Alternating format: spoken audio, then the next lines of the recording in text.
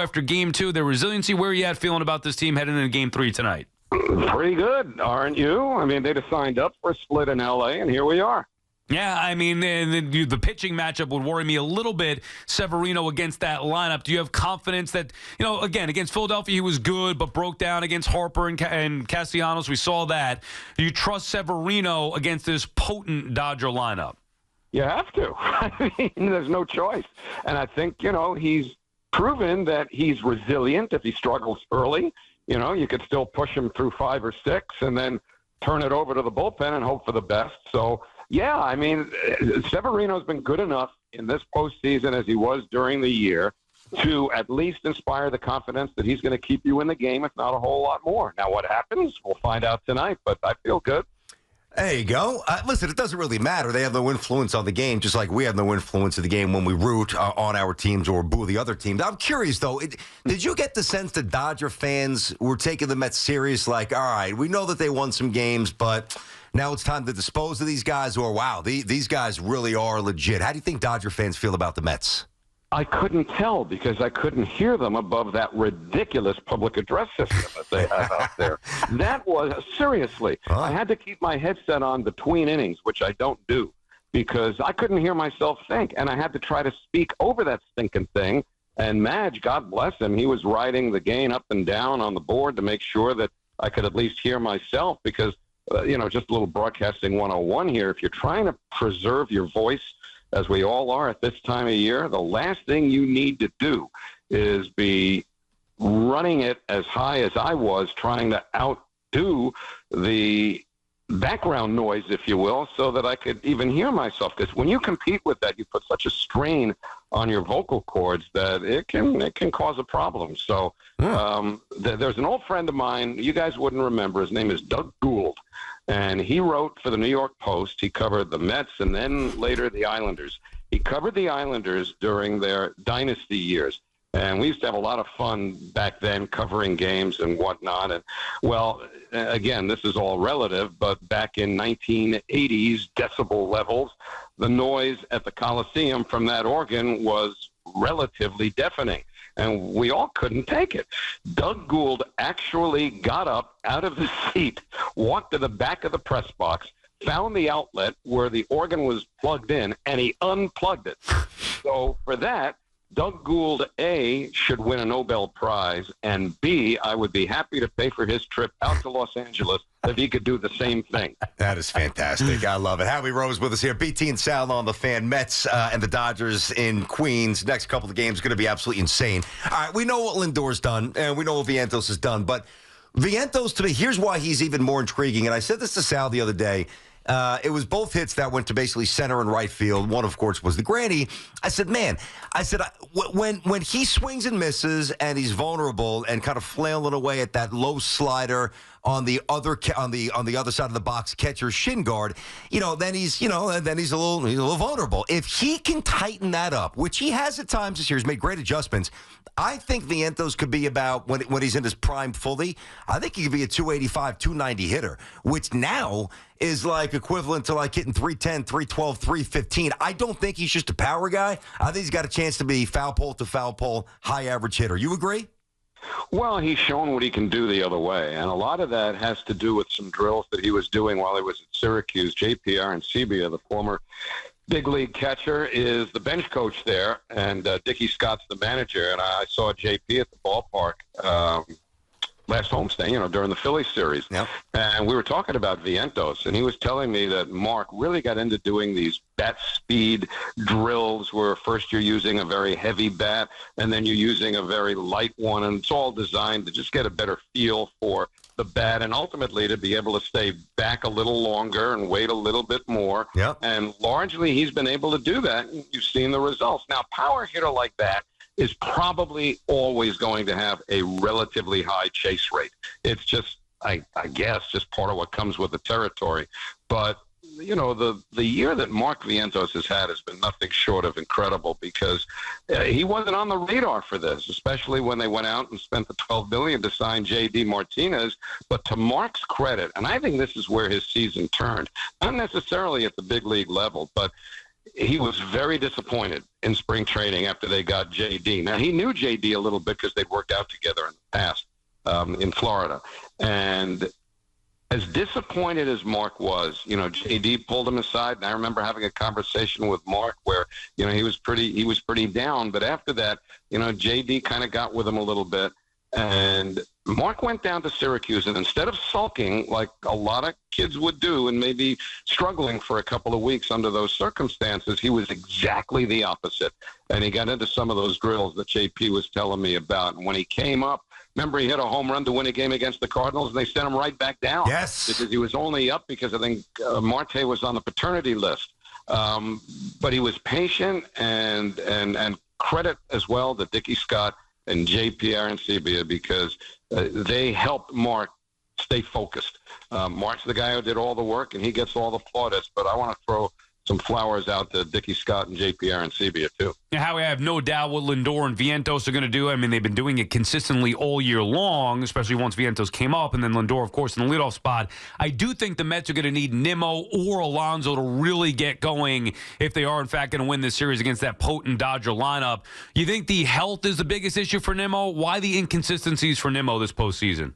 Well, I think that's part of it, and it didn't just flare up. It just became publicly known. I didn't know about it either. I don't think any of us in the traveling party did until he mentioned it in a story in The Athletic a few days ago. But interestingly, whereas all the indications were that he's got to live with it, he'll probably need a PFP after the season's over, whenever that is. Brandon actually was saying the other night after Game 2 on the way back, he said it's actually starting to feel a little better. He's been taking some laser treatment to that, to the heel, which has helped some. But what's ultimately going to heal it is rest along with the treatment, and there's no rest for the weary this time of year. So as long as he's able to go out there without being a liability, and he clearly has not been that, then he's going to keep running out there every day and night, and hopefully all the way to the Canyon of Heroes in the best case scenario. Then he can sit down in the motorcade and relax. Yeah, exactly. Then he could rest. And it sounds like they're not going to make a change, but would you consider having Nimmo DH and maybe put McNeil in left? I wouldn't rule it out if it becomes more of an issue, but if things stay the way they are right now, I'd be surprised if that happened. But it certainly is open for discussion, I think. I'm sure you have an opinion on. Listen, it's one thing not to win a Gold Glove when you probably another thing not even to be a finalist. I don't know if you missed it with travel, whatever. But yeah, okay, not a finalist. What's your reaction to that among three? Well, I shrug my shoulders because it's all about being the last man standing, and that's how he'll have the last laugh. I mean, certainly watching him every day, it's hard to imagine that there were three shortstops any better qualified. But you know what? Who cares right now? If that burns a fire within Francisco that somehow, and I don't think it's possible, drives him any higher than he's been driven over the course of this season, but specifically the postseason, well, good. Use that as motivation, just as Vientos did when they walked Francisco intentionally ahead of him to load the bases the other day. But I love Francisco's focus. I love that he's talking about the only thing that matters right now, and that's winning the whole thing. And 55 years ago today at 3:17 p.m., the Mets won the whole thing for the first time in their history. There'll never be a greater moment than that for this franchise, for those who remember the very beginning. But that's what they're aiming for. And that's what they can all reflect on today if anybody cares to bring it up. Yeah, that's great. And it's Howie Rose, of course, BT and Sal. Not only is he saying the right thing, but even his celebrations are understated when everybody else in the Mets universe is going bonkers. You know, Lindor circling the bases, no matter if it's Atlanta or obviously the Grand Slam. He is just locked in and lasered in. And I'm curious because we know that the back obviously plagued him, Howie. Is it like, has the pain completely dissipated, or is it still a pretty arduous day-to-day maintenance thing just to get ready to play baseball? Where is he physically? You know, it's a good question about what he's going through before a game. I should ask him relative to what he was going through 2 or 3 weeks ago, if his preparation has changed or lessened a little bit just from the medical, physical standpoint. But I think that one thing we've learned over the years is that when back problems crop up, they can become somewhat chronic. But the key here is that for all of the imaging that they did, and they did several different things, there was absolutely nothing structural that was damaged, all muscular. And that's the key. That's a very important point. So I remember talking to Francisco after this came up. I asked him if he'd had anything like it before. And he actually told me that he had the same thing way back in 2013. Now, that's 11 years ago. Francisco's 30 now, so he was 19 then. He said it took about 3 weeks before it got better. Well, trust me, as you get older, 3 weeks turns into 4 and so on and so forth because, as you age, you just don't recover as quickly. But with all of that having been mentioned, it certainly appears that it's less of an issue now. I don't see him wincing as much as he experienced, going back to Atlanta and that last week of the regular season. So I'd like to think that it's less of a factor now, but it's a good thought you've put in my mind to ask him later on. You're welcome, Howie. I mean, listen, you're not perfect. I got to help you out and pick up the loose ends where I can. We're all journalists here. One thing I'd like to see is them stop grabbing him and picking him up, hugging him and picking him up after he hits a big home run. I worry about that back. Howie, what would you do? Maybe that's therapeutic. Maybe that's right. Maybe to stretch it out a little bit. I know, but I'm nervous every time they do it. What would you do for Game 5 here? And the reason why I ask, because it's not just about Game 5. It's also about how they would potentially use Peterson in Games 3 or 4. Absolutely. It depends how you get to Game 5. After what we saw in Game 1 from Kodai Senga, it has to give you pause, significant pause. I don't know what you could say about that other than flush it down the toilet, but it also depends on where he is between what was last Saturday and a potential start in the 5th game, which even though he didn't throw many pitches, would only be on 4 days rest. We all know how they've tried to, back up his appearances so that it can at best replicate something close to the way he trained in Japan, which was pitching only once a week. I don't know. You're exactly right. Whether it's Peterson and how they might have to use him tonight and or tomorrow or however else you get there, if they get to Thursday, what's today, Wednesday? So if they get to Friday, which would be Game 5, they're down 3-1. Well, you're only one implosion away from the first tee at that point. So you have to hope that however they get to Friday, that if Senga's the option, he's the best option. And I would hold my breath as to whether or not he can be the best option. But they know, they work him internally. They have all the metrics that tell you where he's at physically as best they can break it down. And let's see what happens tonight and tomorrow first. He was a mess, man. I mean, there's performances where you labor and command. You don't just have quite the entire repertoire going. I mean, he looked lost. McKay was missing by 1.5 feet. Velo was down 30 pitches, 10 strikes. That is alarming to the point I wouldn't start him the rest of the series. I really wouldn't, Howie. I wouldn't start him. Well, it's scary. The thing of it is, though, you can't use him out of the bullpen in all likelihood. It's very hard to imagine that unless you have enough lead time to know that you're going to need him. I mean, he's got this long, drawn-out routine. This is not like Edwin Diaz, who you call down there and he's ready to go in 45 seconds, because Edwin needs very few pitches to be ready. Senga is probably the polar opposite of that. So remember, you're down one pitcher on the staff anyway, because with Ottavino off the roster, you've got one extra player on the bench, which is great because they needed that extra left-handed bat in McNeil, but you're one pitcher short relative to that lineup construction in the bullpen. And if you're not going to use Senga as a starter, can you comfortably use him in relief?